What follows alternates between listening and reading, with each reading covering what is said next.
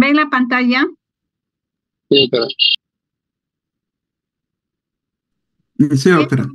Ya, vamos a empezar la clase. A ver, ¿quién de ustedes se ofrece para hacer la oración del día, por favor?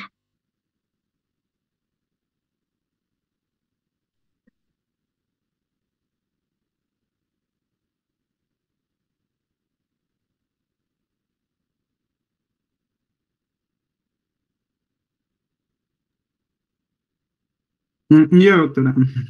Gracias. Bueno, inclinemos nuestros rostros para orar. Padre amado que estás en los cielos, Señor, te agradecemos por este día muy especial. Te pedimos en este momento, Señor, por favor, que podamos aprender. Estamos aquí reunidos con la doctora Marlene. Vamos a ver más un tema, que podamos aprender mucho lo que ella nos enseña y que podamos aplicarlo también igualnos a nosotros y también a la doctora, cada uno donde se encuentre. En nombre de Jesús, amén, Señor. Amén. Muchas gracias, chicos. Vamos a empezar la clase, ¿no?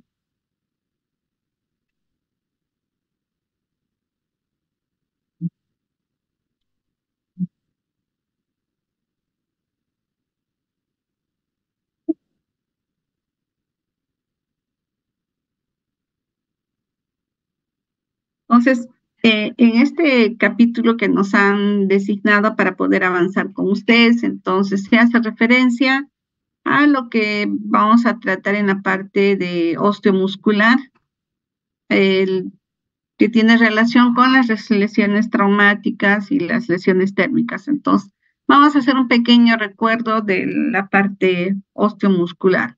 Como sabemos, nosotros tenemos dentro de nuestro organismo unas estructuras a las que llamamos huesos, ¿verdad? Que vienen a ser unas partes duras y que nos, aparte de darnos un soporte a todo nuestro organismo, nos protegen y nos permiten un equilibrio, ¿no? O sea, podemos deambular, podemos hacer una serie de actividades con la ayuda de este sistema. Aparte que sirve para la inserción de los músculos, protege otros órganos, almacena minerales y también permite la formación de la sangre, ¿no? Entonces acá estamos viendo cómo es que a través de los tendones se insertan los haces musculares en los huesos y permiten el movimiento, ¿no? Aparte forman, acá vemos a la cavidad torácica protegiendo órganos nobles como son el corazón, los pulmones, ¿no? Y los grandes vasos. Igualmente a nivel tanto de miembros superiores e inferiores, a través de estos huesos largos, con las masas musculares van a formar los miembros que nos permiten deambular y hacer una serie de actividades, ¿no? Y como sabemos, en la parte interna de estos huesos, a nivel de la médula ósea, se han de formar los elementos de la sangre, no tanto de la serie roja y la serie blanca. ¿Cuál es la estructura de estos huesos? ¿No? Sabemos que hacia la parte distal tenemos las epífisis y la parte intermedia viene a ser la diáfisis, ¿no? Por fuera vamos a tener el hueso óseo compacto y hacia la parte interna tenemos el hueso esponjoso, ¿no? Y en el canal medular vamos a observar a la médula, que es donde se forman los elementos sanguíneos. Como sabemos, este tejido es duro y está formado básicamente por minerales, ¿no? Tiene una matriz ósea y las células que lo forman vienen a ser los osteocitos. Entonces, todos los huesos están envueltos por una membrana a la que llamamos el periósteo, ¿no? Viene a ser una membrana, una cápsula de tejido conjuntivo en el que observamos fibroblastos, colágeno, terminaciones nerviosas y vasitos, ¿no? Las fibras que están formando la estructura básicamente del tejido óseo está formado por los canales de Harvey y Bowman, ¿no? Entonces, en ellos vamos a observar las laminillas óseas y las otras estructuras, ¿no? Aparte, también vamos a observar a nivel del periósteo que hay las fibras colágenas, va a haber fibras elásticas, fibroblastos, vasitos y terminaciones nerviosas, ¿no? Es, digamos, lo que llamamos el periósteo. Aparte, también a través de este periósteo van a ingresar los diferentes vasos, tanto las arterias, venas y linfáticos, ¿no? Entonces, ya mirando la parte ya microscópica de esta parte de los huesos, vamos a observar que están formados por las ostionas, ¿no? Estas ostionas forman parte del sistema de Harvey, como lo que vemos acá. Vienen a ser como una especie de laminillas concéntricas. Hacia la parte central tenemos los vasos. Estos vasos a su vez van a formar una red y va a haber una comunicación con los canales de Bowman, ¿no? Entonces, ambas estructuras, tanto los canales de Harvey como el de Bowman, permiten la circulación sanguínea y el aporte nutritivo a estas estructuras, ¿no? A las células óseas, a los osteocitos. Aparte, vamos a ver que también hay el componente mineral formado básicamente por calcio y otros minerales. Acá tenemos a los osteocitos, que vienen a ser las células óseas y que están inmersas en una laguna, ¿no? Como un espacio formado por el mineral. Están unidas una tras otra, inmersas en esta matriz ósea. Acá vemos a los osteocitos. Tienen, digamos, un área periférica un poco más clara. Son como una especie de lanchitas y hacia la parte central vemos el núcleo, ¿no? Las células maduras van a tener el núcleo ya formado y van a tener una ubicación, van a estar inmersas en la matriz ósea. A diferencia de los osteoblastos que van a estar en la parte periférica de estas laminillas. Entonces, acá tenemos las espículas óseas, hacia la parte central tenemos a los osteocitos, que vienen a ser ya las células maduras, ¿no? Y hacia la parte periférica tenemos los osteoblastos o células jóvenes, ¿no? Ahora vamos a también encontrar otro tipo de células que son las que van a, digamos, permitir el recambio, ¿no? Como quien dice, van a no destruir, sino retirar, digamos, como que fragmentar los componentes de estas células y van a permitir, digamos, la resorción de los minerales, ¿no? Ellos son los osteoclastos. Tienen, digamos, una forma de células como que fuesen células multinucleadas y se encargan de la remodelación ósea. Ahora, otra parte que también vamos a ver acá es la parte muscular. Entonces, tanto la parte muscular como el sistema óseo son los que nos van a permitir el movimiento, van a formar la armazón de todo nuestro organismo, nos permiten, digamos, realizar una serie de actividades, no solamente deambular, escribir y diferentes actividades en nuestro ambiente, ¿no? Están cubriendo las partes óseas y también forman parte del relleno de las cavidades, ¿no? De la cavidad torácica, cavidad abdominal, cavidad pélvica, están rodeando a la cavidad craneana y formando parte también del macizo facial. Ahora, estos músculos, ¿de qué están formados, ¿no? En su composición vamos a encontrar a las fibras musculares esqueléticas, que a su vez, formadas por grupos, van a formar los haces musculares. Todos estos haces musculares van a formar digamos, una serie de músculos, van a formar los haces musculares, ¿no? Entonces, estos haces musculares a su vez van a estar envueltos por un tejido conjuntivo, al igual que el perimismo que rodea las estructuras óseas. Estos haces musculares también tienen una envoltura, ¿no? Que viene a ser el epimisio, una telita externa que rodea varios haces musculares, como lo que estamos viendo acá en la imagen, ¿no? Ustedes al comer carne también se habrán dado cuenta, ¿no? Que comemos carnes, cada uno de ellos vienen a ser las fibras musculares esqueléticas, ¿no? Y cada fibra está formada a su vez por fibras más pequeñitas, y ahí vamos a encontrar a las células musculares esqueléticas, ¿no? Diferentes agrupaciones, pueden ser 7, 8 o tal vez un poco más, que forman un haz muscular. Entonces, estos haces musculares van a estar insertados a través de un tendón que viene a ser tejido fibroconjuntivo en las partes óseas, ¿no? Entonces, el epimicio es la envoltura más externa, ¿no? El endomicio va a estar rodeando a las fibras musculares esqueléticas. A todo este grupo de fibras musculares esqueléticas también va a estar rodeando otra telita, ¿no? Que viene a ser el perimicio.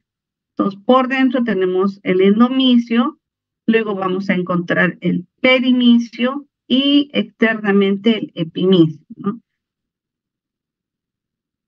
A su vez, estas envolturas van a tener no solamente vasitos, sino también terminaciones nerviosas.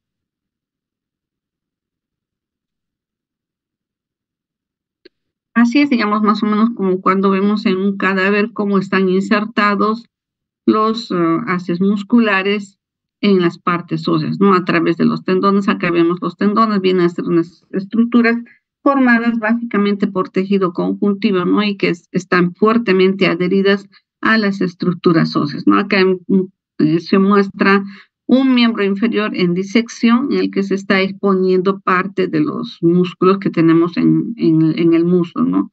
Acá vemos los abductores, el sartorio, todos los que están hacia la parte anterior, ¿no? Y cómo es que, digamos, forman una cubierta que va a, digamos, a envolver las articulaciones, ¿no?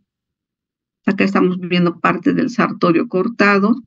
El sartorio viene, digamos, y va, como sabemos, va a tener una posición oblicua hacia la parte interna, ¿no? Acá tenemos a los bastos y los aductores.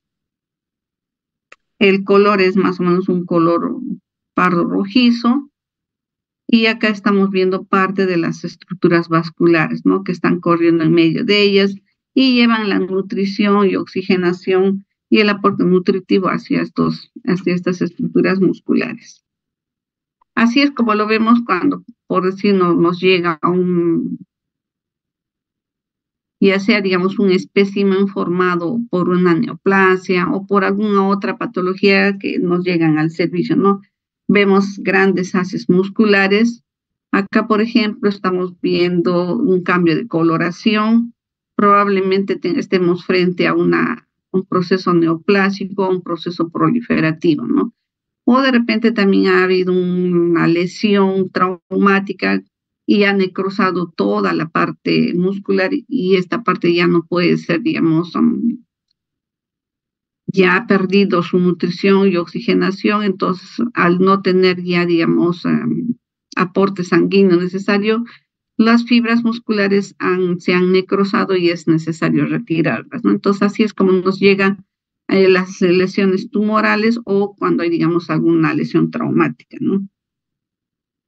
Esas lesiones traumáticas también se ven, digamos, por accidentes o por otras causas.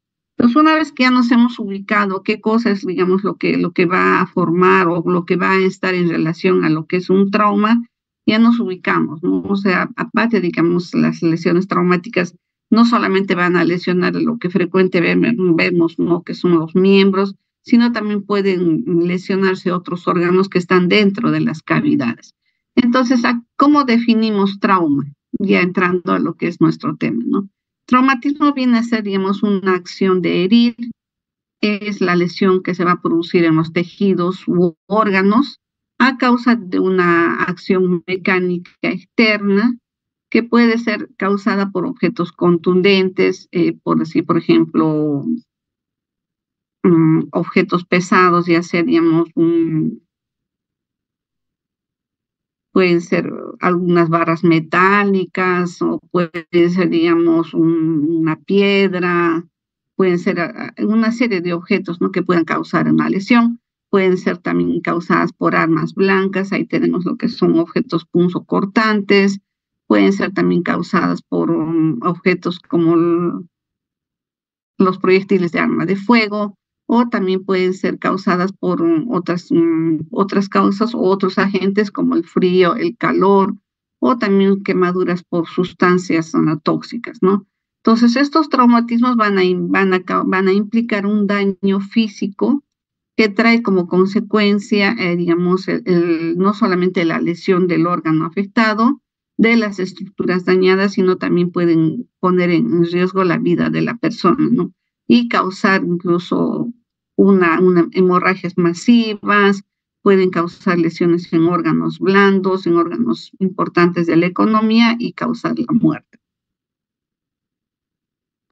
¿Qué es lo que nosotros tenemos que estar a lo que, digamos, se está apuntando, ¿no? Ustedes están llevando, como verán, una serie de materias que nos están preparando para esto, ¿no? Para que nosotros podamos hacer frente a una situación como la que se enfrenta acá en la figura, ¿no? Tenemos pacientes que vienen ya sea por accidentes de tránsito, pacientes que se caen o que sufren cualquier, digamos, causa que pueda producir un traumatismo, ¿no? ¿Y qué es lo que nosotros tenemos que hacer?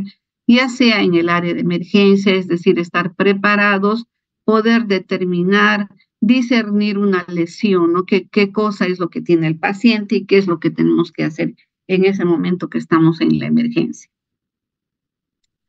Entonces, el triaje, digamos, o cribado, que es, digamos, una selección, es decir, eh, en el momento que llegan a emergencia los pacientes, nosotros tenemos que evaluar y hacer una selección.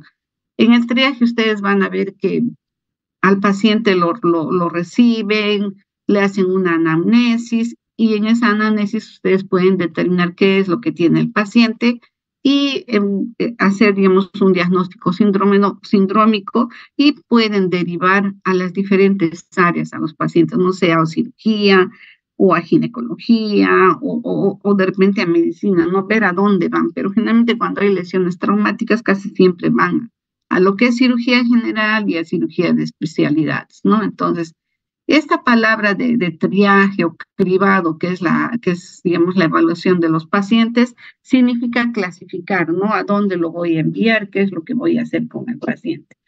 Entonces, el objeto es, digamos, el objetivo de este triaje o cribado es ubicar, digamos, en el lugar adecuado al paciente, donde va a recibir una atención adecuada y donde, digamos, se le va a instalar el tratamiento necesario, ¿no? Entonces, acá también se tiene que determinar, ver, digamos, qué es lo que le ha causado la lesión. De repente, si ha sido una quemadura, entonces irán al área de quemado. Si es que ha sido una caída, irán al área de traumatología. Si es que ha sufrido un trauma abdominal, me imagino también va a cirugía general, ¿no? Entonces, ustedes en ese momento, en esa decisión, en esa evaluación, eligen dónde van a enviar a los pacientes. Y a su vez también ustedes van a ir viendo que para poder, digamos, determinar el daño, hay protocolos, hay escalas que nos permiten determinar hasta dónde es el grado de el daño en un paciente, ¿no?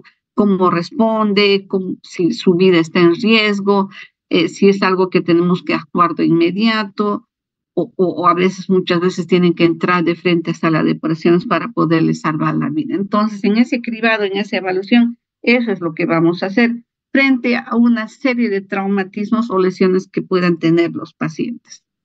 Entonces, algo que también tenemos que tener en cuenta y bueno, hemos observado bastante frecuente es que muchas veces los chicos, los internos que están en emergencia, no pueden determinar qué es lo que, digamos, hace la anatomía quirúrgica, ¿no? Siempre nos enseñan patología, pero no nos dicen, por ejemplo, qué cosa es lo que se ve, digamos, cuando se va a operar, qué es lo que se va a hacer con los pacientes, con las piezas quirúrgicas. No siempre nos imaginamos qué patología es ver de repente una lámina microscópica y ahí queda, ¿no? Entonces, quiero dejar en claro algunos conceptos para que ustedes se puedan ubicar, ¿no? Generalmente hacemos mención a lo que es anatomía quirúrgica, al área que estudia no solamente las estructuras corporales, sino también la parte que corresponde a los fluidos, ¿no? Entonces, la anatomía quirúrgica va a ver todo lo que son las estructuras corporales que se relacionan con intervenciones quirúrgicas, ¿no? Entonces, ahí es lo que decimos anatomía quirúrgica. Porque va a estar en relación, por ejemplo, al retiro de un hueso fracturado, al retiro de repente de una vesícula biliar con cálculos o al retiro, digamos, por decir, un segmento de intestino que tenga una lesión por arma de fuego o al retiro de una escara por una quemadura, ¿no? Entonces, eso es lo que, digamos, va a anatomía patológica y es lo que se tiene, digamos, ese concepto en emergencia, en sala de operación, ¿no? Piezas quirúrgicas. Entonces, la anatomía quirúrgica va a estudiar la anatomía aplicada a la cirugía, o sea, todo lo que vaya a sala de operaciones. Ahora, sobre el término de patología, también tenemos que tener claro dos conceptos, ¿no? ¿Qué es, digamos, lo que va a ir a anatomía patológica y qué es lo que va a ir a patología clínica, ¿no? Generalmente estos términos a veces no los tenemos claro y aprovecho esta oportunidad que estamos haciendo esta parte de trauma para que ustedes sepan, ¿no? ¿Qué es lo que qué es lo que van a mandar a patología? ¿Qué es lo que se va a hacer con los pacientes, ¿no? Si tenemos un paciente, por decir, que está quemado y se va a retirar la escara o se va a retirar tejidos que tengan que ir a patología, ya sea el hueso fracturario, el secuestro, o de repente un fragmento de hueso que tenga o se haya necrosado por un golpe, una lesión por arma blanca, va a ir conjuntamente, digamos, la parte muscular ósea patología, pero también de repente el área no solamente tiene la lesión, la necrosis del hueso, sino de repente observamos un material purulento, un fluido, y queremos saber si solamente es el golpe, es la acción traumática, o de repente también hay una infección sobreagregada. Entonces vamos a ver que el material purulento, ¿a dónde lo vamos a mandar? Vamos a mandarlo a patología clínica para que haga un cultivo y podamos determinar qué germen es el que está causando la lesión. Entonces, patología clínica va a ser el estudio de todo lo que son los fluidos.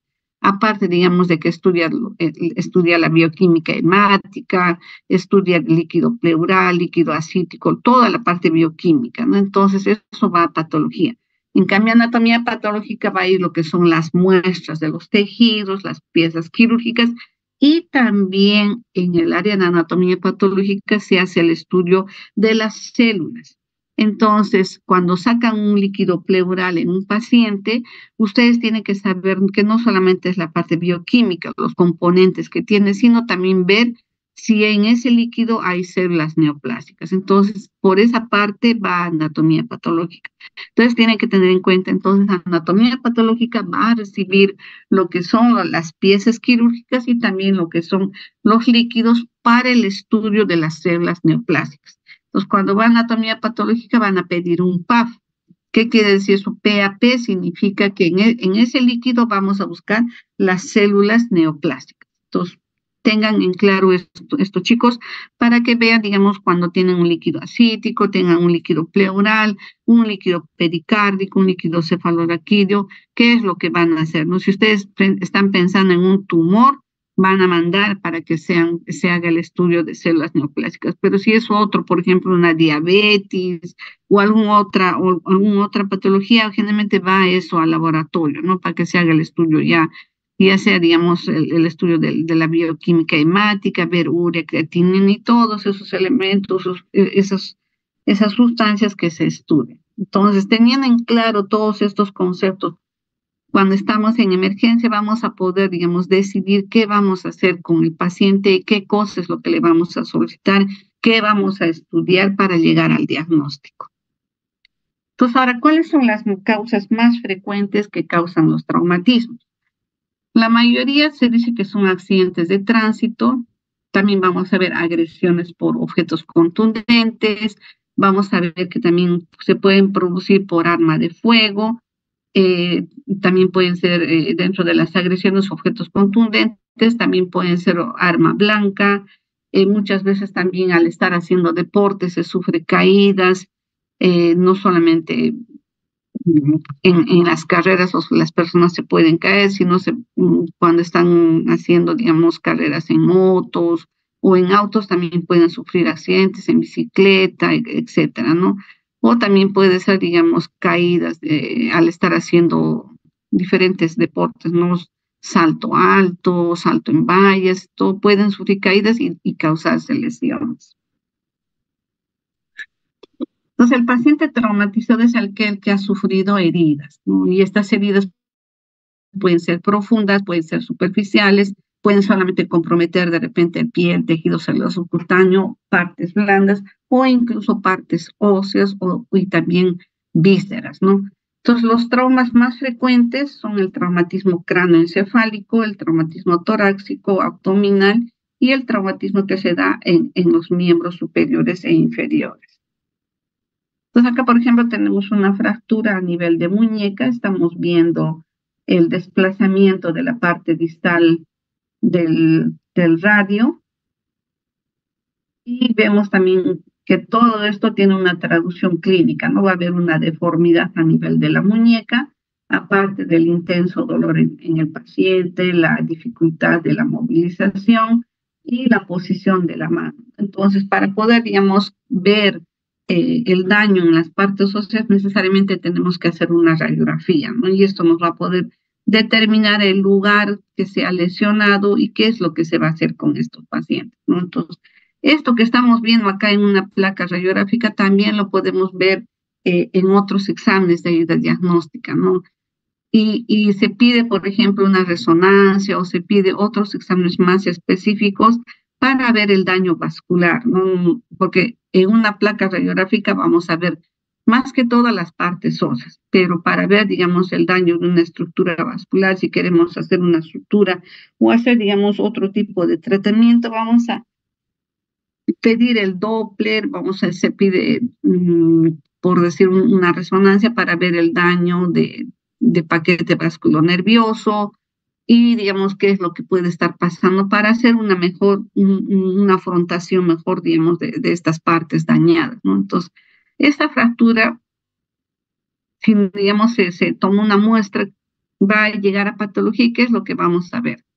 Vamos a ver que hay una discontinuidad en el hueso, como lo que estamos viendo acá. Este huesito debería estar en continuidad con el otro, pero estamos viendo que a este nivel se pierde la continuidad. Acá tenemos parte de estructuras óseas y acá hay una discontinuidad, como que digamos hubiera acá un área que separa la continuidad. Entonces, acá estamos viendo en esta imagen ya, por ejemplo, áreas de reparación, ¿no? Entonces, ya conforme va pasando los días, se va, después de que se ha hecho la reducción de la fractura, ya vamos a ver que se va formando el callo óseo para que se pueda, digamos, o para que pueda haber la remodelación y el restablecimiento de la funcionabilidad del área lesionada, ¿no? Entonces vamos a ver que la fractura, si definimos, es una discontinuidad digamos, en la estructura de los huesos, ¿no? Y ya hemos visto que puede ser causada por una serie de factores, y esto va a hacer que el hueso pierda continuidad. Ahora, estas fracturas pueden darse en tanto adultos como en niños y van a tener características especiales según el tipo de fractura que tengan, ¿no? Entonces, si hay una línea de interrupción simple del tejido óseo sin que se hayan separado los fragmentos, vamos a ver que eso corresponde a una fisura, ¿no? Ahora, esta interrupción más extensa puede comprometer, digamos, ya al periósteo, al hueso compacto, a la parte interna, incluso a la médula, ¿no? Incluso estar el hueso rotado, haber una separación entre las partes, ¿no? Aquí estamos viendo parte, digamos, de las fracturas, ¿no? Una fractura simple, una fractura comminuta, cuando vemos sus partes que están como con fragmentos adyacentes al área de lesión, o una fractura también que tiene desplazamiento, ¿no? El hueso está fuera del lugar. En todos estos casos, pues ya el área de traumatología se encarga de hacer la reducción, la tracción y colocar los huesitos en su lugar. Muchas veces se hace, digamos, la colocación de placas de platina, se pone clavos, se pone, digamos, una serie de estructuras para alinear los huesos y permitir la recuperación más rápida de los pacientes, ¿no? Y posteriormente ya se les coloca sus férulas o lo que esté indicado. Entonces, dentro de los tipos de fractura ya habíamos visto, ¿no? El comminuta, el que se hace por compresión, muchas veces hay hundimiento de las estructuras óseas y eso se puede dar a nivel del cráneo, ¿no? O se observa un trazo de fractura y el hueso está hundido hacia la masa encefálica. Todo esto va a tener también su traducción clínica. Igualmente acá cuando el hueso ingresa dentro acá a nivel del hombro. Muchas veces el húmero impacta dentro de la cabeza del húmero, no está dentro, puede aparte de eso estar rotado el hueso o puede, digamos, producirse, por ejemplo, sobre todo en los niños, esas lesiones en tallo verde, ¿no? En el que es como si nosotros hubiéramos agarrado un cable y lo dobláramos, entonces, pero no hay, digamos, separación entre las partes óseas. Entonces, cuando nosotros estamos frente, digamos, a un tipo de fractura, que lo más frecuente habíamos visto son los traumatismos cráneoencefálicos de miembros, ¿no? Ahora, ¿cuáles son, digamos, entre gravedad, prometencia, que pueden causar más rápido la muerte del paciente? Son los traumatismos cráneoencefálicos. Así es como observamos, y esto ya lo estamos viendo, en un área en el que se observa la separación de la estructura ósea con exposición de la masa encefálica, ¿no? Entonces acá igual tenemos un niño igualmente, acá otras imágenes, todo esto lo ven en sala, ¿no? Acá, por ejemplo, se ha retirado parte de la bóveda y estamos frente, digamos, acá al tejido, a la masa encefálica, ¿no? Entonces esto va a causar lesiones y la clínica respectiva, ¿no? De repente se ha formado un hematoma, el paciente va a tener la sintomatología que corresponde al área lesionada, ¿no? Y lo que se hace en estos casos es pues una acción rápida para retirar el hematoma y evitar que esto pueda causar la muerte al paciente. Bueno, más de lo que digamos ya hemos visto con ayuda de los exámenes de ayuda diagnóstica. Acá pueden haber también diferentes hematomas o acúmulos a nivel de la cavidad craneana. Todo esto tiene su clínica de acuerdo a su localización. Vamos a tener focalización, compromiso de las diversas funciones en la persona, ¿no? Los hematomas, las estructuras que están comprometiéndose, como vemos acá, por ejemplo, esto nos ayuda bastante las placas radiográficas o los otros exámenes, no las tomografías, para poder determinar incluso no solamente el daño en la bóveda, sino también ver, digamos, qué cantidad de hematoma tenemos, si es que hay una hemorragia subdural, una hemorragia subaracnoidea, cuánto es el compromiso, si esta colección puede ser visible o no, de repente está en un área en el que está comprometiendo y no es accesible, no es visible, pero el paciente ya tiene clínica, ¿no? Entonces, con la placa radiográfica no nos ayudamos y tenemos que hacer uso de otros exámenes. Entonces, ¿qué es lo que nosotros vamos a ver? Por ejemplo, las hemorragias, vamos a ver que en las durales, subdurales, vamos a ver que entre estas estructuras, en las meninges, se va a producir acúmulos de sangre, ¿no? Colecciones de sangre que tienen que ser retiradas. Otras de las fracturas frecuentes que se dan son en miembros inferiores. Acá tenemos, por ejemplo, a nivel de la cabeza de fémur, ¿no? Y una vez que se ha, digamos, reducido, ya se ha recuperado el paciente, vamos a ver que la formación del callo óseo va a hacer que al final se llegue a una remodelación y se restablezca la forma de la estructura dañada y se, digamos, permita la recuperación del paciente y recuperación de sus funciones. Entonces, histológicamente, ¿qué es lo que nosotros vemos? ¿No? A patología generalmente van cuando los cirujanos o los traumatólogos sospechan que hay algo más, ¿no? De repente es una fractura patológica, por ejemplo, y qué es lo que ha causado. De repente la persona estaba deambulando y sin haber sufrido ningún golpe, ninguna lesión, el paciente se quiebra el hueso. Entonces, ahí ya pues eso nos hace pensar si no ha habido un agente contundente, una causa que pueda estar causando la lesión. Entonces, esos son los casos que más frecuentes nos llegan, ¿no? De fracturas patológicas a nuestro servicio y por la sospecha, digamos, de que haya una lesión, ¿no? Algún proceso neoplásico que pueda estar causando esta fractura.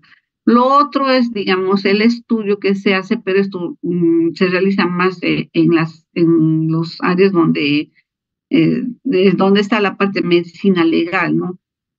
Porque, digamos, los pacientes que van a sufrir y digamos, tienen una fractura, el seguro necesita un informe detallado de la lesión que tenga el paciente, ¿no? Entonces, para que el SOAT pueda cubrirlo y después de repente los otros seguros que tienen las personas. Si no se hace un buen informe del área fracturaria, entonces a veces el seguro no le quiere reembolsar económicamente. Entonces, cuando nos llega patología, tenemos que ser bien cuidadosos de hacer una buena descripción, tanto macroscópica de la muestra que nos haya llegado y de la parte micro. Digamos, un informe detallado de lo que estamos viendo, ¿no? Describir si hay hemorragia, necrosis coagulativa, porque al interrumpirse bruscamente la circulación sanguínea, lo que vamos a tener en estas áreas fracturarias son generalmente necrosis coagulativa, ¿no? Por isquemia, por interrupción de la nutrición, ruptura de vasos, entonces no le llega el aporte sanguíneo y nutritivo a estas áreas. Entonces, lo que se va a producir es una necrosis coagulativa y esto lo tenemos que consignar en nuestros informes, ¿no? Tomarle foto de la lámina y, bueno, esto nos puede, digamos, ayudar a sustentar nuestros diagnósticos, ¿no?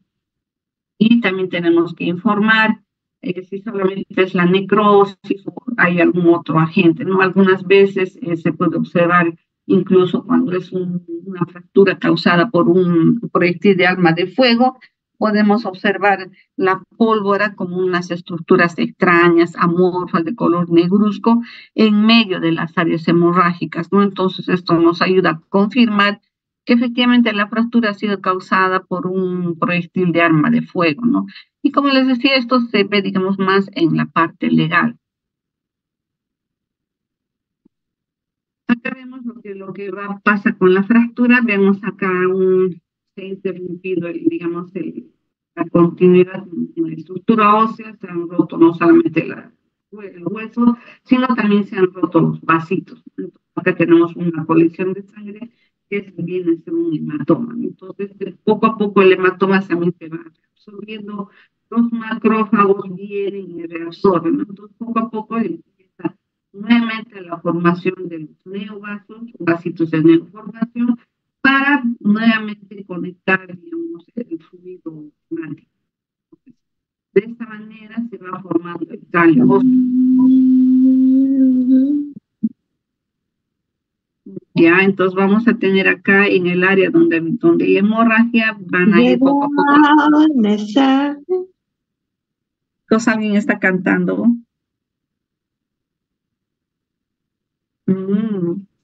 Chimaya, todo se levantó.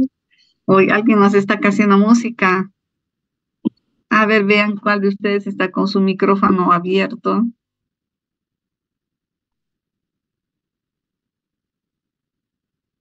Ya.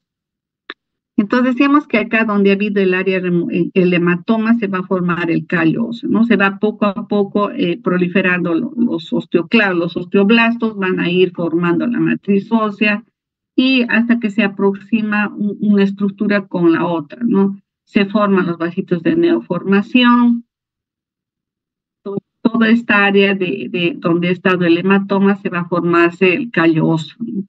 Entonces, nuevamente se empieza a formar la parte del hueso compacto, la parte del hueso esponjoso, hasta que se ha aproximado ambas estructuras dañadas y, digamos, se restablece la funcionabilidad y, digamos, cómo era el hueso en un inicio, ¿no?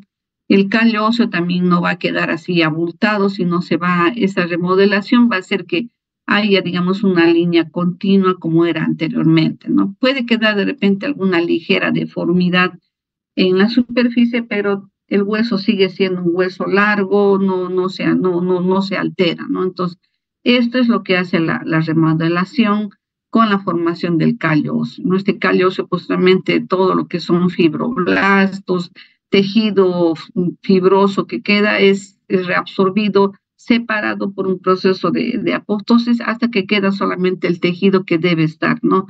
Es decir, el hueso esponjoso, el hueso compacto con sus vasitos, el periósteo que está envolviendo la parte externa y el hueso ya, digamos, vuelve a su funcionabilidad, no hay un restablecimiento. Entonces, ahora, ¿cuáles son las características microscópicas que vamos a observar en este tipo de lesiones, ¿no?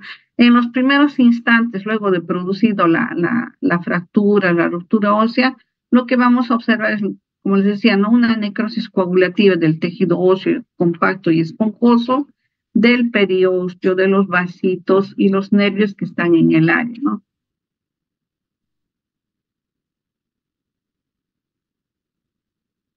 Vamos a ver también áreas de hemorragia reciente, severa congestión vascular, y el componente inflamatorio se va a hacer presente, ¿no? Con los neutrófilos, macrófagos que vamos a ir observándolos. Entonces, todo esto hace que el hueso que está en esa área sea un hueso no viable, porque tiene necrosis coagulativa.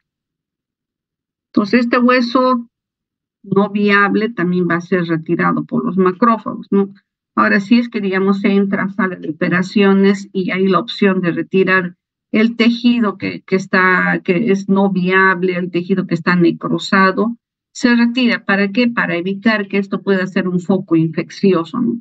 Si, digamos, la fractura no es abierta, es una fractura cerrada, con diversos procedimientos de tracción, todo se puede, digamos, restablecer, digamos, o la continuidad, y con las férulas que se coloca al paciente, poco a poco puede restablecerse, digamos, la continuidad y con la formación del callo óseo. Pero cuando, digamos, hay ruptura de estructuras vasculares, necesariamente el paciente tiene que entrar a sala. Ay, chicos.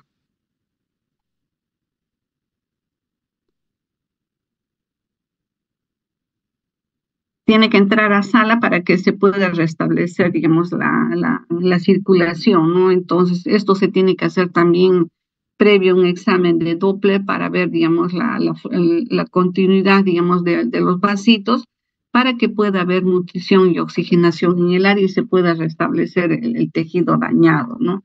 Entonces, porque muchas veces se hace, digamos, la tracción, pero a los días el paciente empieza a manifestar más dolor, hay cambios de coloración a nivel de la piel, del área lesionada, eso nos está indicando que no hay una buena circulación y nutrición, y de repente internamente está produciéndose necrosis, ¿no? Entonces ahí es cuando tienen que entrar a sala, y por eso es que a estos pacientes se tiene, digamos, se va monitorizándoles, se le va haciendo las evaluaciones periódicas, y se va viendo, ¿no? Si es que hay pulso, si es que hay temperatura, si el paciente puede, digamos, puede tener movimiento. Entonces, todo eso nos ayuda a poder, digamos, evaluar cómo va evolucionando nuestro paciente, ¿no?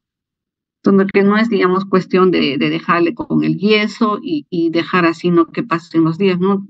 Puede estar con yeso, pero de repente a los días ya las partes distales, los dedos están negros, ¿no? Están con una necrosis, y ahí se tiene que producir o se tiene que realizar una amputación.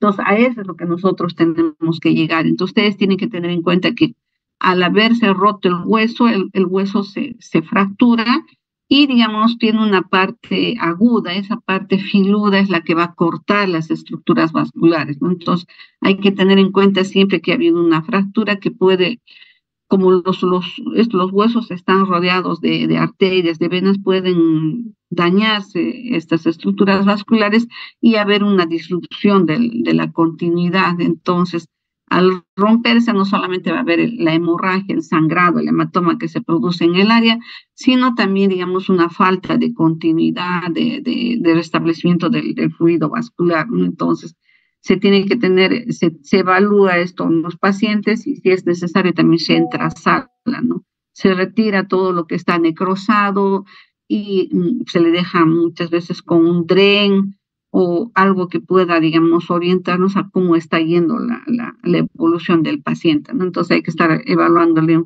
forma diaria, tomándole sus placas de control para ver que el paciente puede estar, digamos, en condiciones ya de repente regresar a su casa, o al tiempo ya pueda, digamos, empezar a hacer su rehabilitación.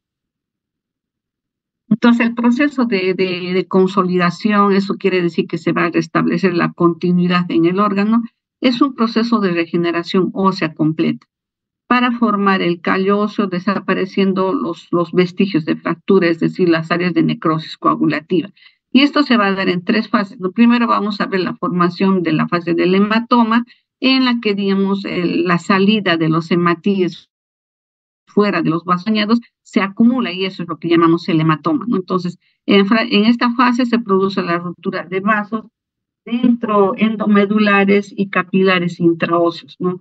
También los periostales que están alrededor y también las partes blandas, ¿no? No solamente es el hueso, sino también las estructuras, los haces musculares que están rodeando al hueso, ¿no? Entonces, todo esto va a estar, digamos, va a formar parte del hematoma, ¿no?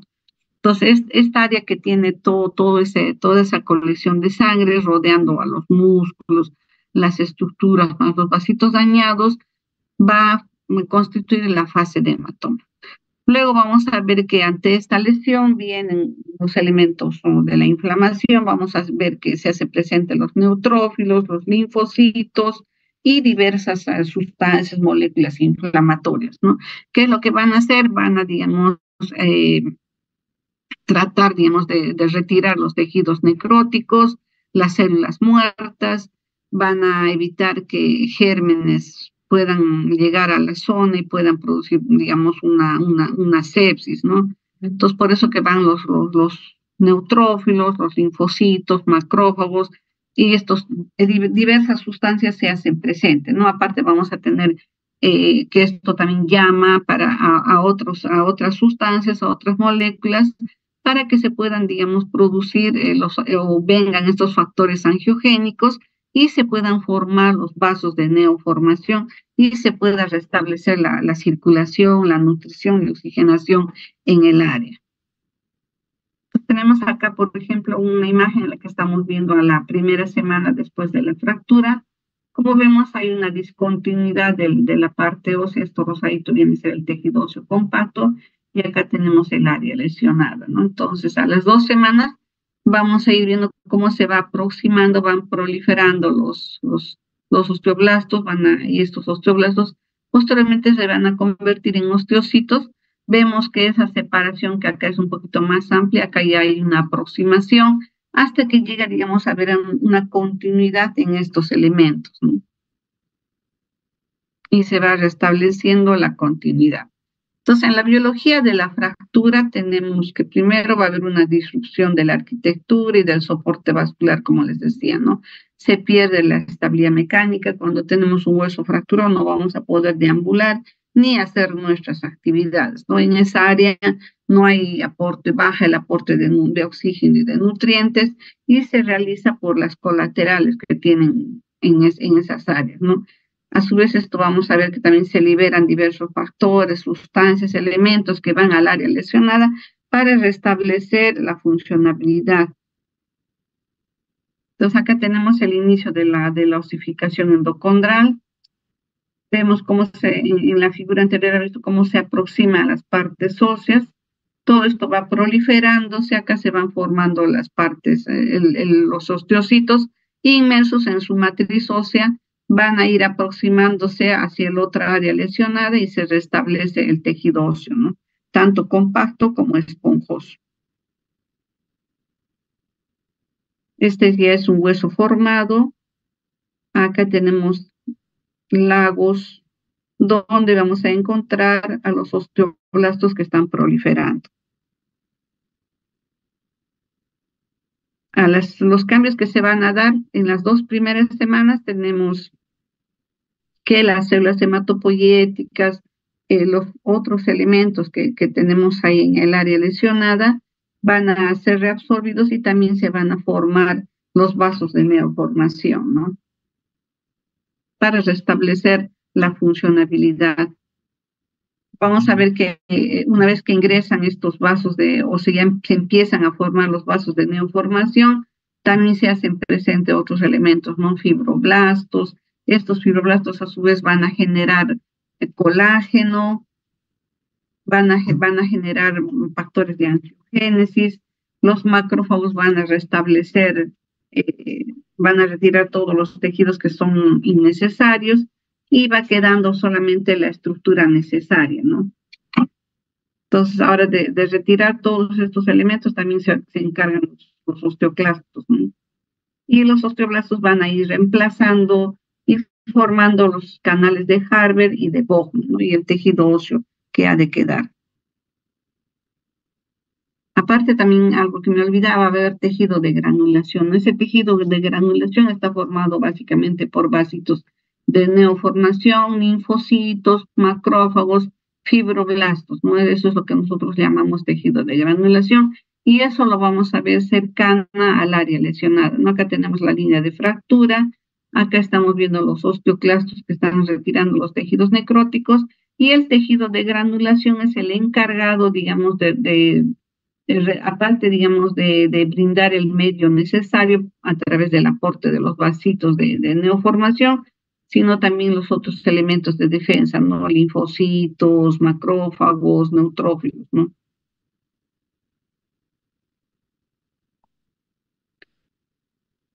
Entonces, una vez que se ha formado el callo óseo, ya vamos a ver que este callo óseo se va a encargar ya de la remodelación, restablecimiento de todo el área lesionada. No va a haber una osificación tanto, digamos, intramembranosa y esta intramembranosa a su vez va a generar ya el hueso definitivo, ¿no? Primero vamos a tener una endocondral y después una intramembranosa. Entonces, primero tenemos la fase de hematoma, la fase en la que proliferan las células mesenquimales para restablecer o, digamos, dar lugar a las células que van a formar el tejido óseo que va a estar en el área lesionada. Vemos estas células indiferenciadas van a, digamos, formar el tejido, van a formar osteoblastos, estos osteoblastos a su vez los osteocitos y la matriz ósea, ¿no? Luego vamos a ver que esto se llena de minerales y queda ya formado el hueso, ¿no? Entonces, luego vamos a ver que se reabsorben todos los elementos que no son necesarios. Entonces, ahora otra cosa, otro de las causas que también causan fractura y que quería hacerles mención es, digamos, las lesiones que se producen por arma de fuego, ¿no? Que de todas maneras también tienen que saber qué es lo que pasa, ¿no? Como sabemos, estos proyectiles van a una velocidad digamos, una velocidad fuerte y el impacto con el hueso va a hacer que se rompa, ¿no? Entonces, al ingresar el proyectil no solamente va a romper el hueso, sino también va a dañar las partes internas, ¿no? Todo lo que es la masa encefálica, si es que es en el caso de una fractura o un proyectil en arma de fuego a nivel del cráneo, también puede ser, digamos, a nivel del tórax, del abdomen, ¿no? Toda arma de fuego que ingresa a gran velocidad va a romper las estructuras, va a dañarlas, causar hemorragias, incluso la muerte de los pacientes, ¿no? Acá vemos, por ejemplo, cómo ingresa el proyectil. Algunos otros proyectiles ingresan y se quedan, otros tienen un trayecto, digamos, rectilíneo, otros hacen un trayecto en espiral y destruyen las estructuras, ¿no? Esos que hacen movimientos en espiral son los que más rápidamente causan instantáneamente la muerte del paciente, ¿no? Entonces, ya en la parte legal ven el orificio de entrada, salida, ¿no? Que seguramente ustedes eso ya lo van a hacer en la parte de medicina legal. Pero ¿cómo es que se ve el orificio de entrada? Se ve más o menos un área negruzca, oscura, esto es por el depósito de pólvora, ¿no? Y esto es lo que llamamos nosotros el tatuaje, el sitio por donde he ingresado, ¿no? La salida de pólvora a gran velocidad por el revólver, la pistola o el arma de fuego que utilizan las personas que causan este tipo de lesiones, al ingreso a la piel, va a causar este acúmulo de pólvora y le va a dar esta coloración, esta característica a la piel, es lo que llaman el tatuaje.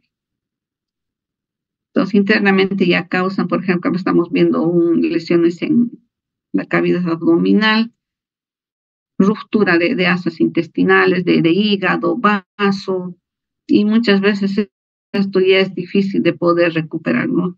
En sala de operaciones a veces fallecen los pacientes, u otras veces no se retira el área lesionada y el paciente puede todavía restablecer, pero hay que hacerlo, digamos, rápidamente para poder salvar la vida del paciente, ¿no? Acá ya estamos frente a una necrosis, está viéndose a través de creo que este es un alambre o algo así, un elemento metálico en que se ve, digamos, el trayecto. Porque se pregunta, ¿no? Cómo es el trayecto, por dónde ha entrado, ha salido, ¿no? Pero esto ya lo ve la parte legal. Lo que les decía, ¿no? El tatuaje, este es un corte del tatuaje. Acá vemos la piel lesionada, hay una discontinuidad, la epidermis está acá ya se pierde. Toda esta área ya no tiene epidermis, solamente vemos la dermis. Y todo esto acá tenemos, por ejemplo, un área de acúmulo con sangre. Vamos a tener componente inflamatorio, ¿no? Vean toda esta área que ha ingresado el proyectil, está quemada, está necrosada y tiene este color negruzco, ¿no? Que es lo que vemos ahí cuando vemos el orificio de entrada. Igual acá, la piel también, hay una discontinuidad.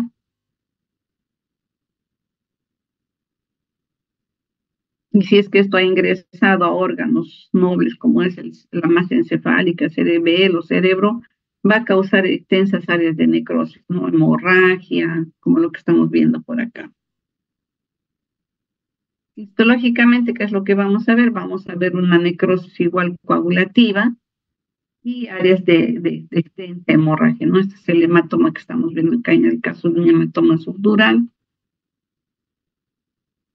Igual acá dentro del parénquima cerebral, extensas áreas de hemorragia.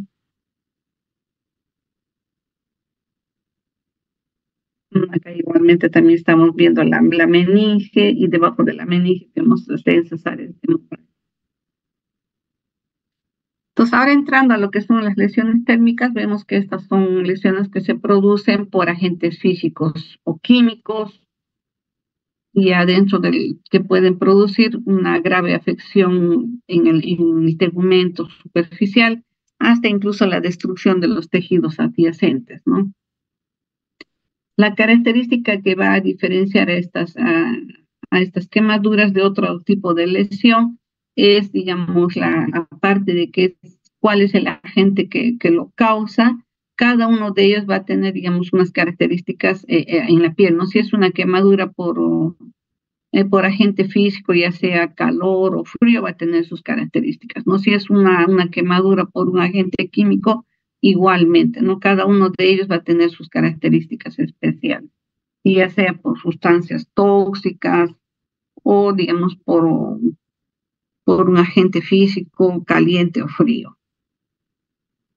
Entonces, dentro de las quemaduras tenemos que también recordar que no solamente es la temperatura, sino también puede ser el frío, que puede causar lesiones por hipotermia, ¿no? Entonces, esto es lo que se llama el edema término, pie de trinchero o pie de infección. Una vez las personas fallecen, donde hay agua y el agua está congelada, está fría, ¿no? Entonces, ahí vamos a observar ese tipo de lesión, ¿no? O también puede ser a nivel, digamos, cuando van a los nevados, ya sea por viajes de turismo, o se quedan en una cámara de congelación, ¿no? También se ha visto este tipo de accidentes. Lo otro también que se puede producir es por los rayos solares, también por los rayos ionizantes, en la radioterapia, o cuando están recibiendo tratamientos ¿cómo se llama?, para algunas enfermedades como para la psoriasis, ¿no? Que reciben baños a través de las uvas. Otro que vamos a observar son las quemaduras causadas por electrofulguración. Ahí tenemos el rayo. Esto se produce cuando hay tormentas, ¿no? Cuando hay lluvias, hay truenos, se pueden producir la quemadura por la descarga eléctrica, ¿no? de estos elementos. También se puede producir en las fábricas, pueden haber descargas eléctricas, y eso se produce por los cables pelados que entran en contacto con las personas y pueden causarle la muerte, ¿no? O también se puede producir cuando se utilizan los desfibriladores para hacer la reanimación cardíaca, ¿no? Y también se puede, por la descarga eléctrica, también se pueden producir quemaduras, ¿no? Entonces, estas lesiones van a causar, como les decía, lesiones a nivel de los tegumentos, pero que no solamente pueden estar a nivel de la piel, es decir, de la epidermis y la dermis, sino también llegar al tejido celular subcutáneo, compromete estructura de tejidos blandos. Ahí vamos a ver los músculos, tendones, la saponeurosis, los nervios e incluso los otros órganos, ¿no? ¿Y qué tipo de necrosis es la que se va a producir en estas lesiones térmicas? Son las necrosis coagulativas en la mayoría de las veces, ¿no? Sobre todo cuando son por agentes mecánicos. Entonces, se puede producir, por ejemplo, cuando hay lesiones por electrofulguración, puede causar incluso cuadros de arritmia, paro cardíaco, que pueden causar la muerte de los pacientes o de las personas, ¿no? Ahora, si es que, digamos, son por sustancias químicas, ahí vamos a ver que tenemos a los ácidos y a los álcalis, ¿no? Ahí tenemos al ácido clorhídrico, al ácido acético, ahí tenemos al vinagre, que pueden también causar quemaduras, ¿no? Dentro de los álcalis tenemos al amoníaco, a la sosa cáustica, a la lejía y algunos jabones. Según la profundidad, vamos a ver que pueden ser sobre todo en quemaduras térmicas por la calor, puede ser por agua caliente, por la plancha caliente o por algún objeto que esté, un incendio, una quemadura. No podemos observar que se producen diversas lesiones en la piel. Ahí tenemos las quemaduras de primer, segundo y tercer grado. En el primer grado, generalmente lo que se afecta es la epidermis y vamos a tener clínicamente un enrojecimiento de la piel, ¿no?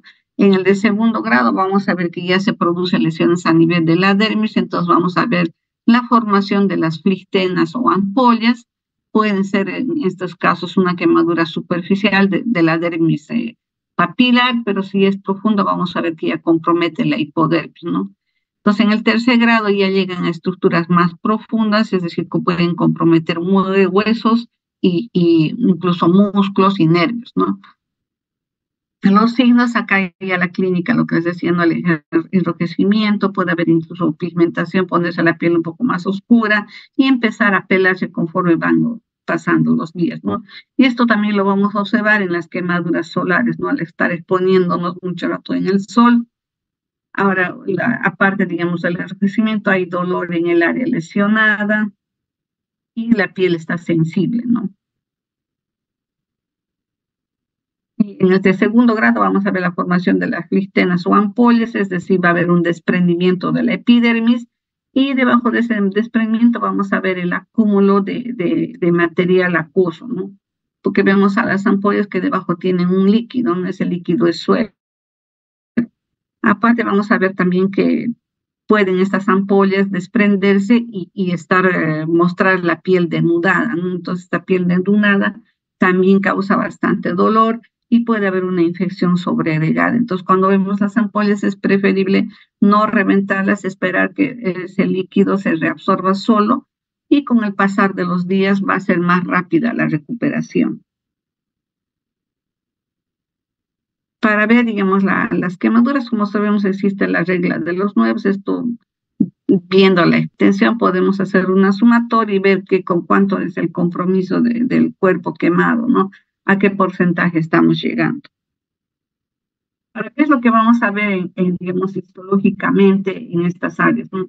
Como decía, si es que es la quemadura a nivel de la epidermis, vamos a ver, digamos, una necrosis de los queratinocitos a nivel de esta área, ¿no? Entonces lo que va a causar el enrojecimiento y conforme van a ir pasando los días va a empezar a descamarse, es decir, los queratinocitos muertos van a desprenderse.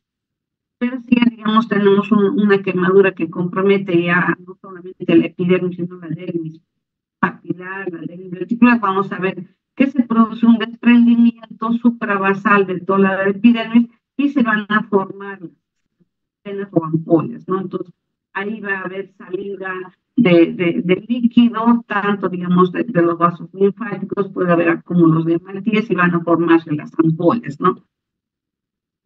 Acá también puede lesionarse lo que es el tejido conjuntivo que está acá en la dermis papilar, dermis reticular e hipodermis, ¿no? Si llega a la hipodermis, estamos frente ya al tejido celular subcutáneo, entonces la quemadura ya es más profunda, ¿no? Ahora, los fibroblastos que se queman en esta área a nivel de la dermis papilar, dermis reticular, como sabemos, son elementos que van a encargarse de la formación del colágeno. Entonces, Lo que se tiene que hacer en estos casos es, digamos, retirar todo ese tejido necrótico y a partir de estos elementos, de los fibroblastos, nuevamente va a empezar a regenerarse todos estos tejidos que tenemos acá en la dermis. Estas células mesenquimales que están acá profundamente van a diferenciarse en fibroblastos, van a diferenciarse en lo que son, digamos, el epitelio, ¿no? Acá estamos viendo cómo se van formándose. Y también de estas células que tenemos, que son las células indiferenciadas, también se van a formar, va a haber, digamos, una formación del epidermis, ¿no? Se van a formar las células basales del epidermis y a partir de ellas van a ir formándose los queratinocitos, como lo que estamos viendo acá, ¿no? Se va a restablecer todas las capas de la piel, y esto va a ir ocurriendo poco a poco, ¿no? Más o menos en un periodo de 21 días vamos a ver la renovación del epitelio, ¿no? La formación del epidermis. Igualmente los anexos también poco a poco van a ir reponiéndose. Ahora, en una quemadura ya, digamos, de tercer grado, ¿qué es lo que vamos a ver? Vamos a ver una epidermis necrótica, y esta epidermis necrótica, si es que, digamos, ha comprometido la dermis papilar, reticular e hipodermis, va a tomar un aspecto acartonado, negruzco, ¿no? Y esto hace que la piel se vea seca, dura. Ahí es lo que llamamos las escaras, ¿no? Entonces, a veces también se define como un área de piel chamusqueada, puede tener incluso algunas manchas blancas, marrones o negras, y tener, digamos, una consistencia como si fuera un cartón. La escala. En estas áreas ya no hay circulación, no hay, digamos, tejido viable, y esto tiene que ser retirado, ¿no? Porque tener un tejido necrótico en áreas donde hay vitalidad puede jalar gérmenes y esto se infecta y, digamos, hace más lenta la recuperación del paciente. Entonces, cuando se hacen, digamos, las curas quirúrgicas en sala de operaciones, se entra y se retira toda, se hace una limpieza quirúrgica y se retira todos los tejidos necrosados, ¿no? Para que la piel pueda empezar a regenerar poco a poco.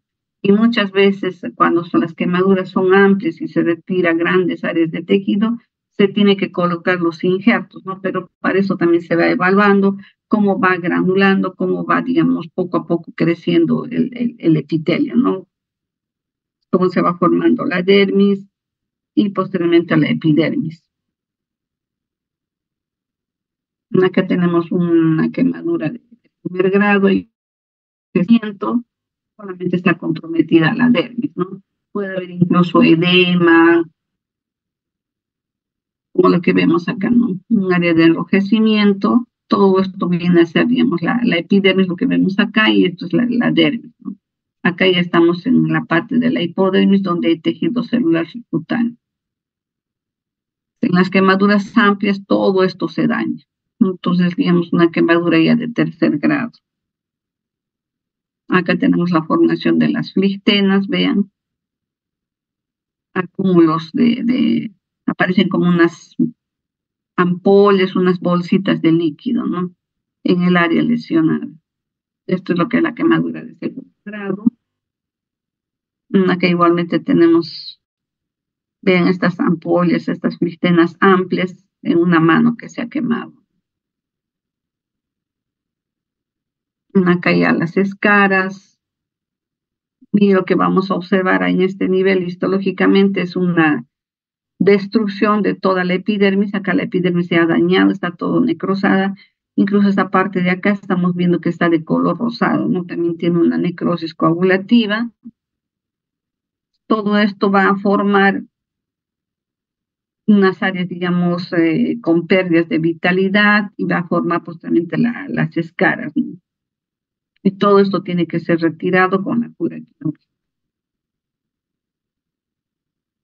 Acá estamos viendo una quemadura, cómo se va separando toda la epidermis, y acá se va llenando de líquido, y esto es lo que vamos a observar nosotros como la flictena o las ampollas, ¿no? Y en su interior vamos a tener componente inflamatorio, linfocitos, neutrófilos y macrófagos, también hematíes.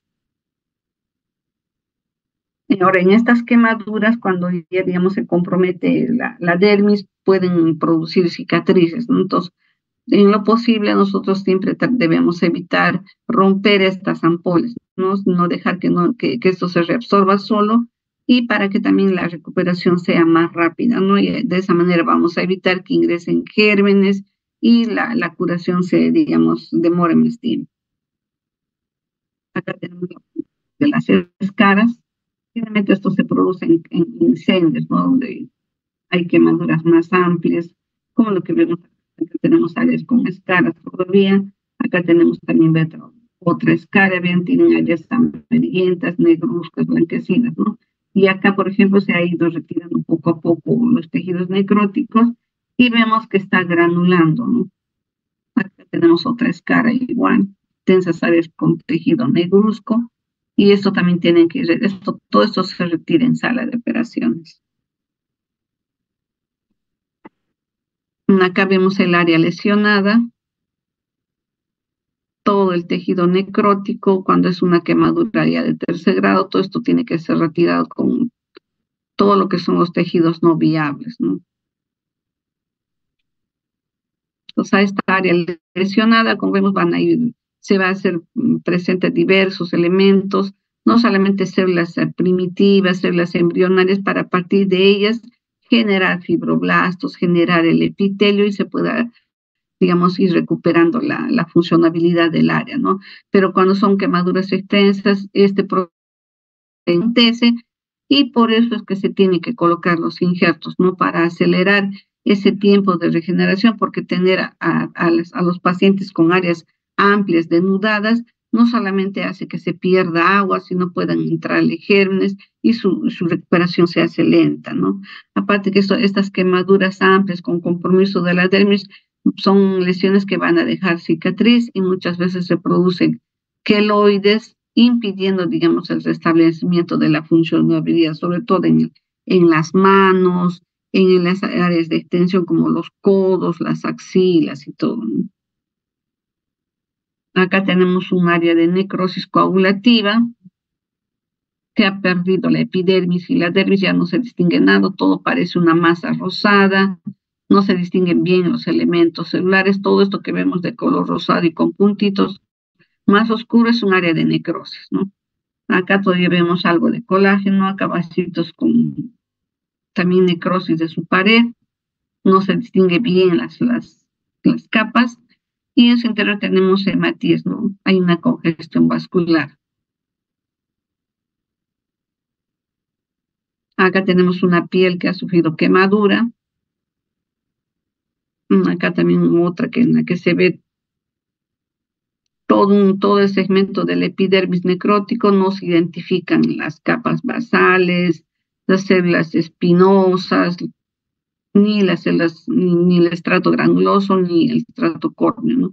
Todo se ha necrosado y aparece como una capa eosinófila, sin, digamos, sin formas, sin elementos celulares, ¿no? Igual acá estamos viendo que toda la epidermis se ha perdido y lo que vemos acá es solamente dermis, ¿no? Acá tenemos otra imagen en la que estamos viendo que hay, digamos, cuando es una quemadura, vamos a ver que toda esta parte acá, que tendría ser, digamos, el estrato granuloso, acá la capa córnea, vamos a ver que toda esta área de la epidermis que está quemada va a mostrar algunas características, ¿no? Los núcleos van a estar como alargados y van a estar también más pequeñitos, ¿no? Son cambios que se van a dar, digamos, en una piel quemada. Luego vamos a ver que esta piel también se desprende y se van a formar las flistenas, ¿no? Acá tenemos un desprendimiento parcial de un pedacito de epidermis, ¿no? Acá ya, digamos, vemos una epidermis totalmente quemada, se ha comprometido toda la epidermis y la dermis superficial, la parte más externa. No se nota, está todo negruzca, aparecen, digamos, acúmulos o áreas granulares, no tienen forma, se ha perdido, digamos, los elementos celulares y no se identifican, no son masas amorfas. Igual acá vemos también el epitelio está, pareciera que no ha pasado nada, pero esa forma irregular, estos picos, adelgazamientos irregulares y la separación de la dermis también nos está indicando que toda esta área tiene necrosis coagulativa, ¿no? Y que es un área no viable.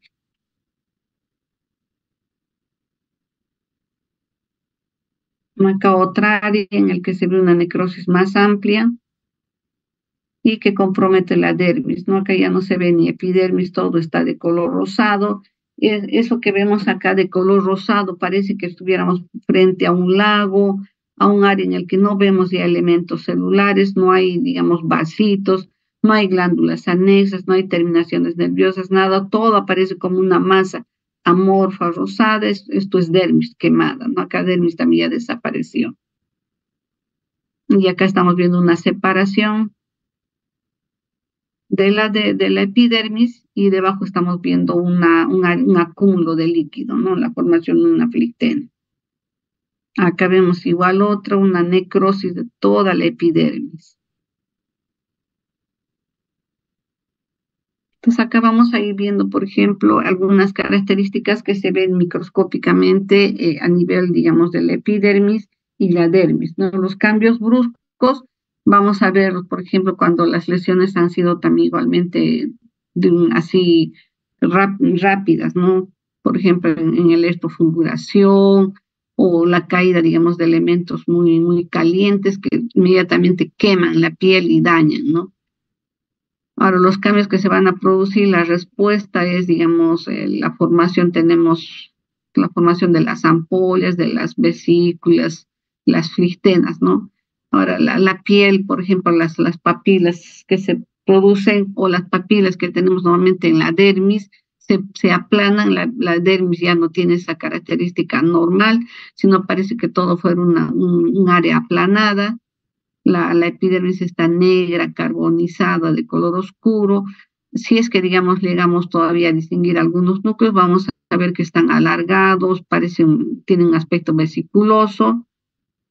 Ahora, a nivel de la dermis, vamos a ver ya, digamos, cambios también más notorios, ¿no? Hay toda una necrosis igual coagulativa de la dermis papilar, reticular, se pierden la continuidad de esos haces de colágeno, los vasitos que tenemos en la dermis, glándulas anexas, folículos pilosos y todo eso se necrosa y se convierte en una masa amorfa, ¿no?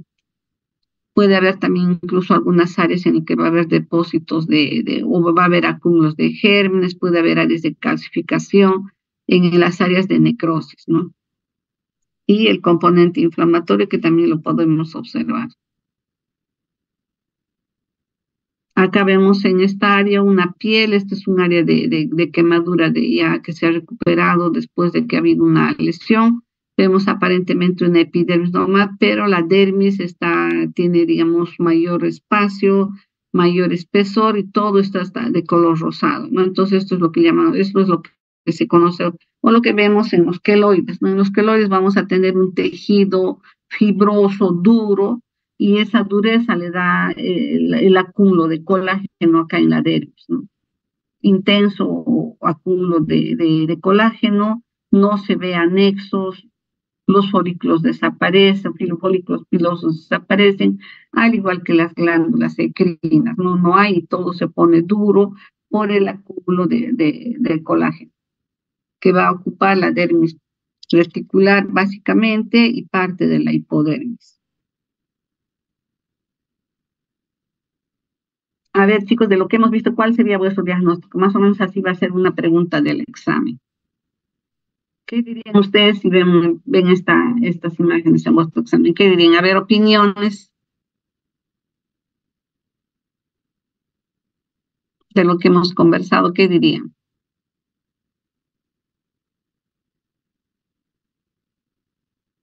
¿Se puede ver una fractura? A ver, entonces, si vemos la imagen y correlacionamos con la imagen que está a su derecha, podemos identificar, ¿no? En verdad es una fractura y los cambios histopatológicos los estamos viendo en la imagen, ¿no? Con una discontinuidad de las partes óseas, ¿verdad? ¿Qué más podemos ver?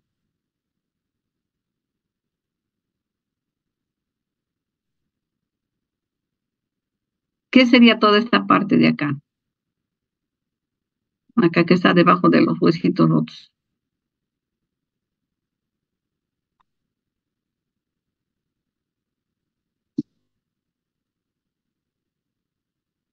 A ver, alguien. ¿El tejido? Claro, ¿O toda esta área que inflamación? hay, digamos, acá tienes el huesito, ¿no es cierto? Y acá hay una discontinuidad, no está continuo. ¿Qué sería toda esta área?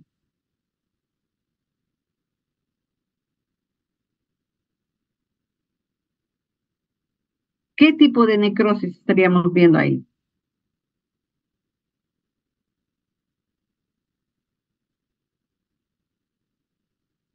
Sería un área de necrosis coagulativa, ¿no es cierto? Porque acá se ha interrumpido bruscamente la oxigenación y nutrición. Cuando se interrumpe bruscamente, tenemos un área de necrosis coagulativa. Vemos todavía algún pedacito de acá de tejido óseo, acá puede haber otro. Si miramos todo esto, vamos a ver que mirando toda esta área nos recuerda a que todo esto era normalmente así. Pero como vemos pedacitos, estamos frente a una necrosis coagulativa. Queda, digamos, áreas como sombras de lo que fue normalmente esta parte, ¿no? A ver acá,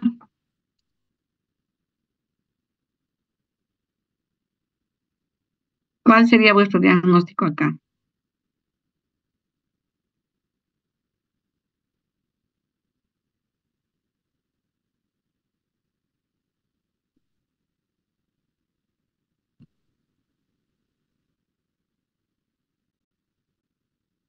Una fractura del cuello anatómico del fémur.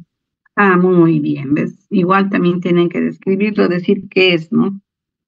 Acá,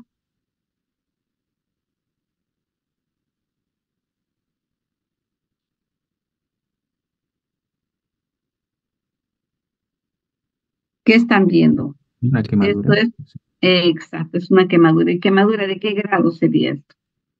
Ah, segundo. ¿Ah? Grado ¿De 2. qué grado? ¿Ah? Grado 2. Claro, de segundo grado, ¿no? ¿Y cómo se llama esta lesión? Esta bolsita de líquido. Ampolla. Muy bien, ¿ves? Entonces, y esta ampolla lo estás viendo acá histológicamente. Hay una separación de la epidermis. Acá tenemos las células de la base y está viendo una separación suprabasal.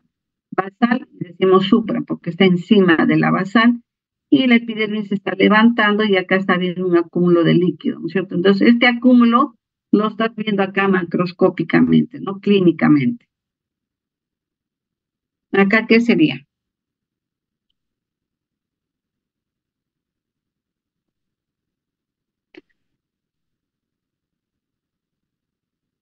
¿También una quemadura, doctora?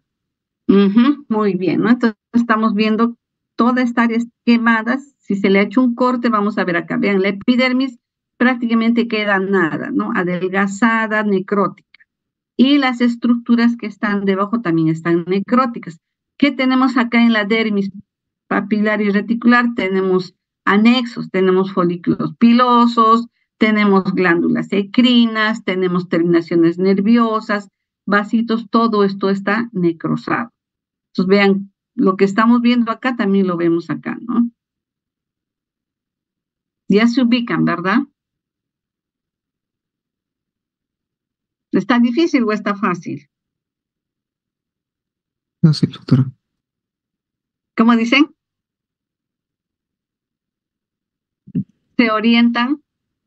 Sí, doctora. Sí, doctora. Ya, eso es lo que yo quiero, que ustedes se orienten, más o menos lo que están viendo en una quemadura, vean cómo es lo que se ve en la parte microscópica, ¿no? Claro, yo no les voy a pedir que ustedes describan, pues, una lámina exactamente, ¿no? Pero más o menos que se orienten, que esto que están viendo acá es una necrosis coagulativa. Con eso yo me quedo tranquila.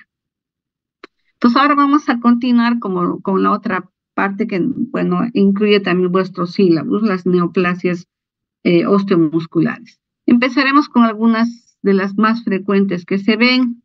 Acá tenemos una neoplasia benigna que viene a ser un fibroma nodular. Muchas veces en áreas, digamos, que puede presentarse a nivel del dorso de la mano o en algunas otras partes, se produce una proliferación de fibroblastos. Como les había explicado, los fibroblastos son, digamos, células derivadas del mesodermo, ¿no? Estos fibroblastos van a producir colágeno, que es lo que les da, digamos, cierta dureza a la piel, ¿no? Están en la dermis. Entonces, empiezan a proliferar estos fibroblastos, digamos, proliferan, se parecen, digamos, a las células normales, son parecidas. Entonces, cuando hay una proliferación y esta proliferación de fibroblastos está revestida por una cápsula, por un epitelio bien delimitada, estamos frente a una neoplasia benigna, ¿no? Entonces tenemos fibroblastos normales, pero que han crecido en cantidad, en exceso, ¿no? Entonces esto en un inicio puede no causarle, digamos, mucha molestia al paciente, salvo que sea, digamos, antiestético, aparezca como una bolita, pero si ya crece, va, digamos, a comprimir las estructuras que tenemos ahí debajo de la piel, ya sea la parte osteomuscular, sino también va a comprimir, digamos, las partes blandas, ¿no? El músculo, y esto puede causar, digamos, dificultad para el movimiento, para realizar actividad, ¿ya? Entonces, esto a la larga se le hace se le hacen los exámenes auxiliares y se determina, ¿no? Si primero que empezamos con una ecografía para ver si es sólido o es blando, luego también se le hace una ecografía, o aparte de una ecografía también se le toma una placa para ver si la estructura depende de las estructuras óseas o solamente es de partes blandas, ¿ya? Entonces, de acuerdo a eso, se hace una evaluación, se hacen los exámenes, y posteriormente ya, digamos, se retira esta masa, ¿no? Entonces, una vez que se retira, ya el espécimen se manda a patología y ya nosotros los patólogos hacemos, digamos, una evaluación de esta lesión.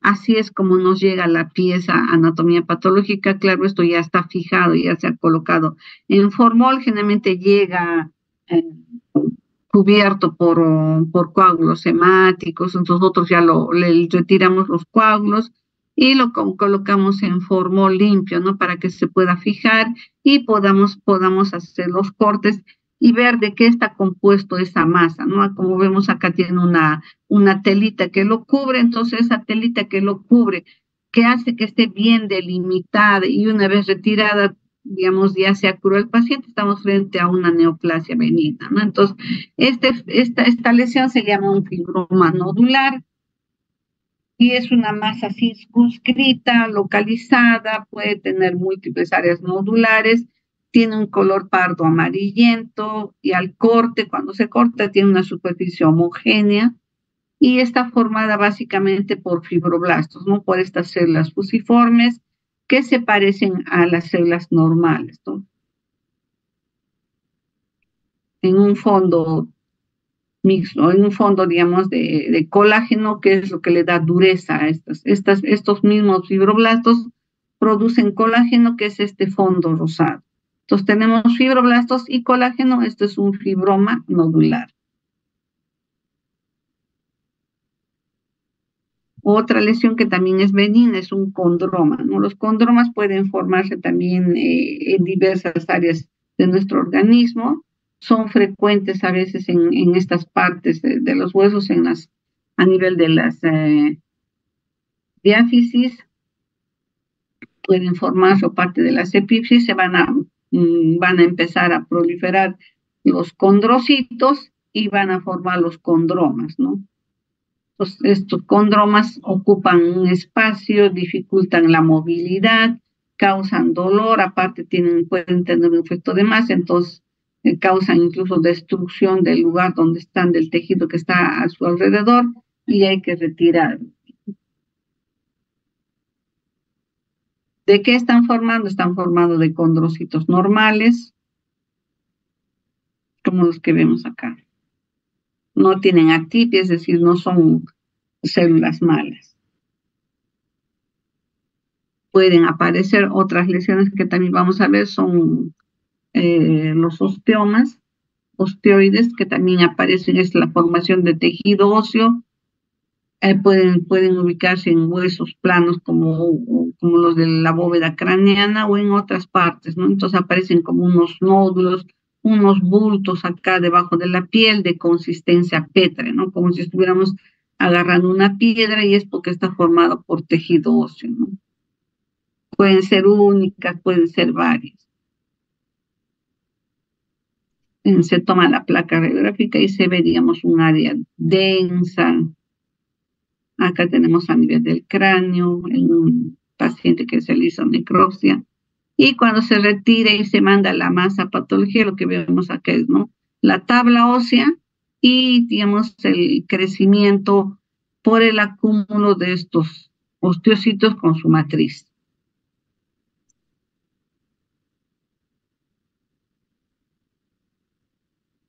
Entonces, el osteoma osteoide vamos a tener osteocitos que forman la matriz ósea, pero todas son, digamos, de características normales, ¿no? Acompañadas de abundantes vasitos. Acá tenemos la parte ósea con los osteocitos que son normales, ¿no?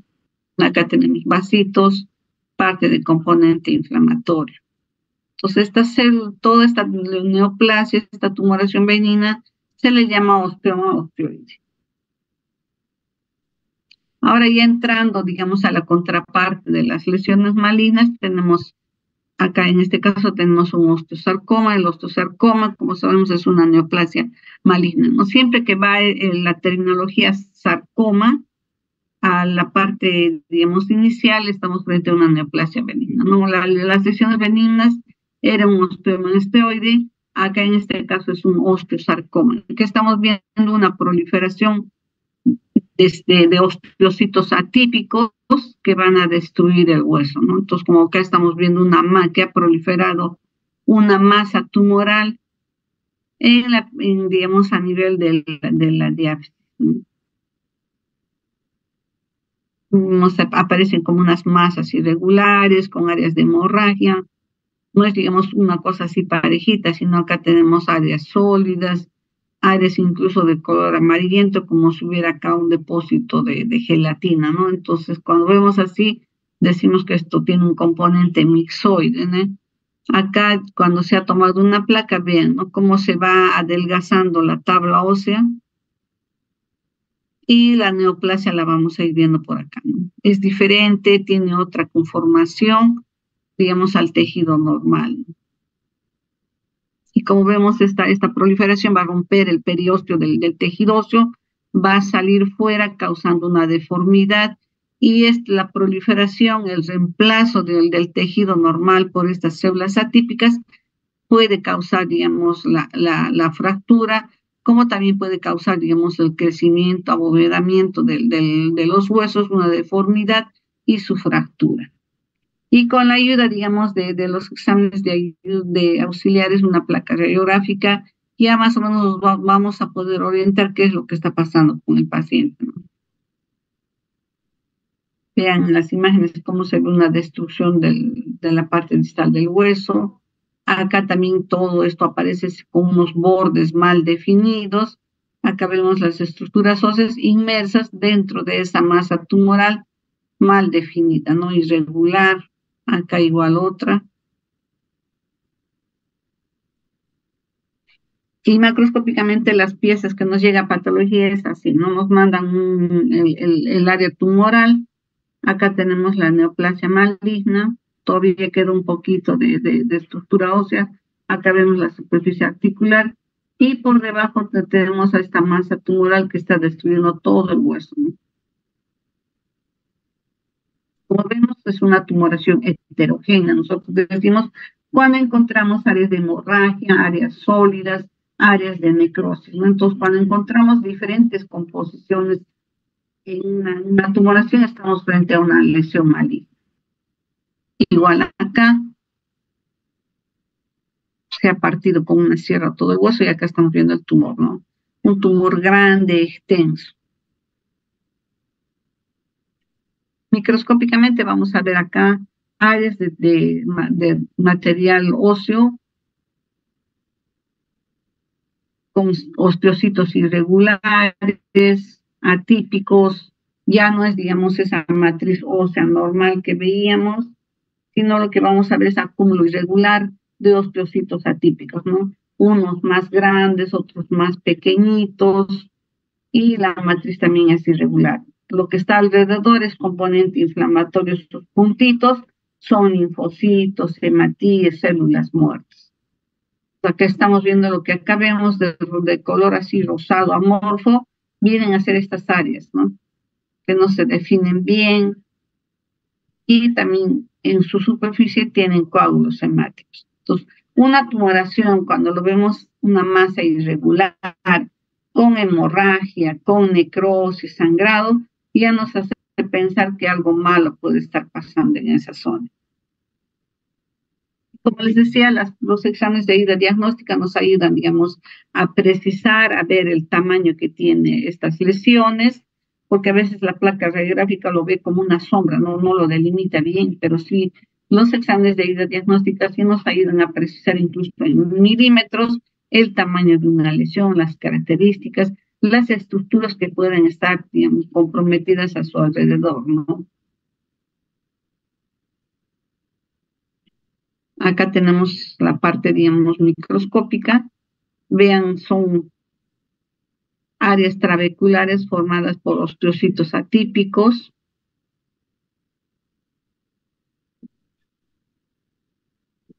Aparecen como una red capilar. Todos los osteocitos que están acá son atípicos, ¿no? A mayor aumento vemos un área de mitosis. Ya el núcleo no es redondito, ni la cromatina está finamente distribuida, sino tienen angulaciones. El citoplasma tiene también a veces vascularización, como lo que estamos viendo acá. Los núcleos tienen puntas, son más oscuros. A veces se ve nucleolo, otras veces no, pero digamos hay irregularidades tanto en el núcleo como en el citoplasma.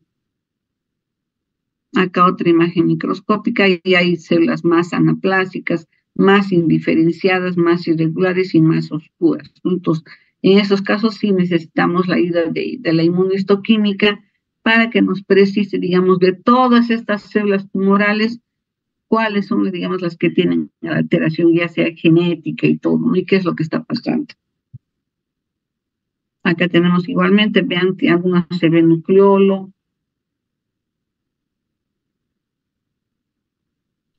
Acá otra igual, tenemos un material amorfo, una matriz con osteocitos atípicos, ¿no? Componente inflamatorio que está alrededor del tumor. Y todos los osteocitos son atípicos. Ahora, dentro del osteosarcoma hay una variedad de sarcomas, ¿no? Que se presentan, digamos, en la niñez y en la persona adulta. Acá vemos también hueso con la lesión tumoral que compromete, digamos, la parte distal del fémur. A nivel del cóndilo, y vemos todas estas células más grandes con núcleo prominente y el componente de la reacción linfocitaria peritumoral alrededor. Otra imagen en fresco, vean áreas de necrosis, hemorragia, y acá otro igual, ¿no? Osteocitos atípicos, áreas de hemorragia. Acá tenemos otra lesión, este viene a ser un condrosarcoma también, igual una lesión maligna, está ocupando parte de lo que sería, digamos, el cuello del fémur, y vemos condrocitos atípicos. No habíamos visto que los condrocitos eran de células de 2 o 3 condrocitos inmensos como en un área clara, ¿no? En su matriz, pero acá estamos viendo la matriz amplia y llena de condrocitos atípicos, ¿no? Todo esto es el componente inflamatorio que rodea a estas células, a esta masa tumoral, o sea, linfocitos perilesionales o peritumorales. Acá mayor aumento, los núcleos tienen bordes irregulares, están más oscuros. Vean, normalmente no se debe ver así. Tenemos incluso también áreas hemorrágicas.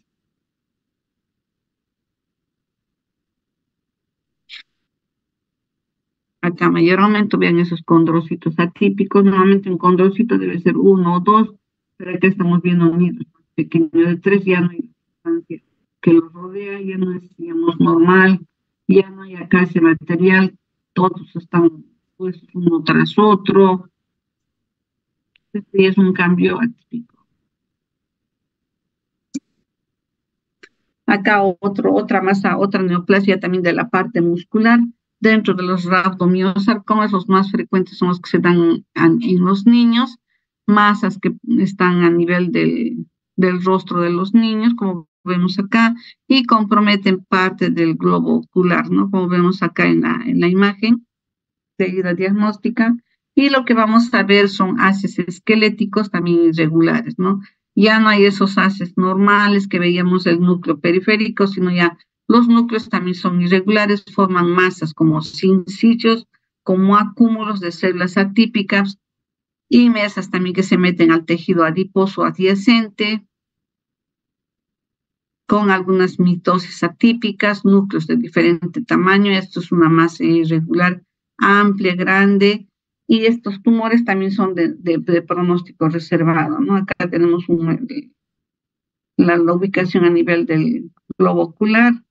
La tomografía nos está indicando cuánto es el compromiso y la lesión tumoral, las imágenes microscópicas, y esto se corrobora con la inmunohistoquímica, ¿no? Que se solicita para ver y confirmar nuestro diagnóstico. Bien, chicos, hasta acá habríamos llegado. Espero no haya sido muy larga y muy pesada la clase, pero eso es más o menos lo que he tratado de resumir y de darles para que ustedes puedan ubicarse más o menos en lo que es esta parte de lesiones traumáticas y térmicas y tumores que también han pedido que se les haga mención, ¿no? ¿Alguna pregunta?